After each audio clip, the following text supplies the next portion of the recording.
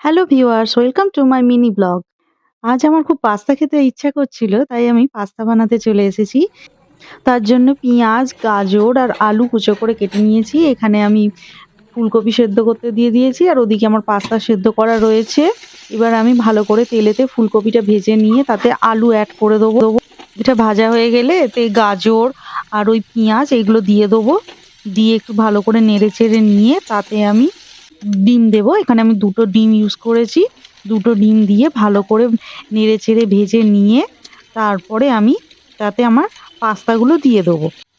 পাস্তাগুলো দেওয়া হয়ে গেলে এবার এটাতে আমি স্বাদমতো নুন আর একটু গোলমরিচ গুঁড়ো দিয়ে দেবো। দিয়ে ভালো করে নেড়েচেড়ে নিয়ে তাতে আমি একটু সয়া সস অ্যাড করে দেবো। আমি এখানে নুন আর গোলমরিচের ক্লিপটা নেওয়া হয়নি অ্যাকচুয়ালি। তো আমার এখানে সয়া সস দেওয়া হয়ে গেছে। এবার এটাকে আমি ভালো করে নেড়েচেড়ে নেব। আমার পাস্তা একদম কিন্তু রেডি হয়ে গেছে। ওহ! এটা দেখতে অসাধারণ লাগছে। খেতেও কিন্তু খুব সুন্দর হয়েছে। ভিডিওটা ভালো লাগলে একটা লাইক দিয়ে দিও। Bye bye.